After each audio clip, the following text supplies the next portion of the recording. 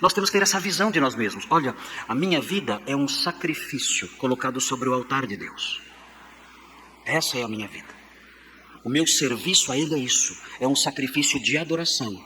E a minha morte, eu almejo que a minha morte seja um ato de adoração também, selando esse sacrifício um dia. Essa é uma perspectiva ministerial, uma perspectiva de vida maravilhosa que o apóstolo Paulo tem. Mais tarde, talvez uns 4 ou 5 anos depois, o apóstolo Paulo escreveu 2 a Timóteo. Vejam o que ele diz em 2 Timóteo.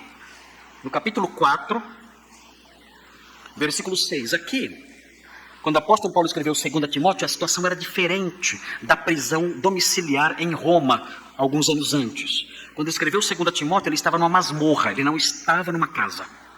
Na primeira prisão, ele estava numa casa que ele alugou e ficou preso nessa casa ali sob a vigilância de um soldado, desfrutando de certa liberdade. Ele podia receber pessoas, amigos podiam visitá-lo, enfim, ele tinha essa liberdade. Aqui, ele está numa masmorra. 2 Timóteo é a última carta que Paulo escreveu. E ele está no cárcere Mamertino, que ainda hoje pode ser visitado em Roma. É um buraco, é literalmente um buraco na rocha. E o apóstolo Paulo estava preso lá. E ele estava preso lá sob as ordens do imperador Nero, que era extremamente cruel, um homem crudelíssimo. E ele sabia que ele iria morrer. Paulo sabia que não havia esperança para ele desta vez. E ele realmente seria morto. E de fato foi morto. Depois que ele escreveu 2 Timóteo, ele foi levado, segundo a tradição, para fora dos muros de Roma, onde eram feitas as execuções, e foi ali decapitado, segundo dizem os historiadores antigos. Mas vejam o que diz 2 Timóteo 4,6, o que ele fala. Quanto a mim, estou sendo já oferecido por libação. Ele diz, a minha vida já está prestes a ser derramada sobre o sacrifício do meu trabalho. Eu estou próximo de oferecer o último sacrifício da minha vida. Durante toda a minha vida, eu ofereci ao Senhor sacrifícios, por meio do meu trabalho, da minha pregação, do meu cuidado com as igrejas, do meu ensino, do meu ministério. Eu ofereci a Deus sacrifícios. Agora, eu estou sendo já oferecido por libação, o último sacrifício, a oferta líquida. E ele diz, e o tempo da minha partida é chegado. O tempo da minha partida chegou.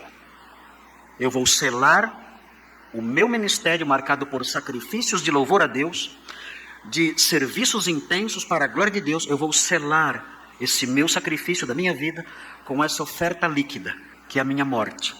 O último ato sacrificial sobre o altar do meu Deus. É muito linda essa imagem e essa visão que o apóstolo Paulo revela do seu trabalho para Deus. Isso é muito instrutivo. Quando nós olhamos em Gênesis 35, essa alusão pela primeira vez no Antigo Testamento, a oferta líquida que ele derrama sobre essa pedra, essa coluna que ele erigiu, é interessante lembrar dessas coisas.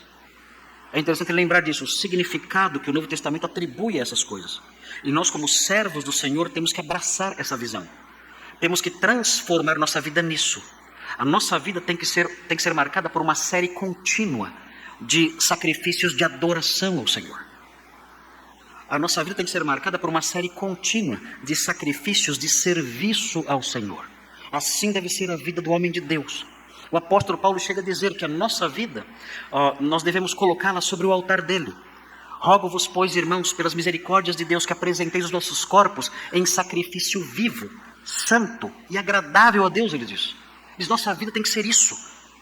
Essa é a nossa filosofia de vida, é a filosofia de vida do cristão. O cristão tem que abraçar essa filosofia de vida. Minha vida é uma vida de sacrifícios de louvor, de sacrifícios de serviço ao meu Deus. E a minha morte colocará selo nisso, como último sacrifício para a glória dele. Eu vou morrer para a glória dele. Eu vou morrer para o serviço dele. A minha morte será isso. Uma oferta líquida sobre o altar do Senhor, selando uma vida de serviços, selando uma vida de adoração. Essa deve ser a nossa vida, essa deve ser a nossa expectativa, especialmente quando lembramos dessa figura interessante apontada no versículo 14.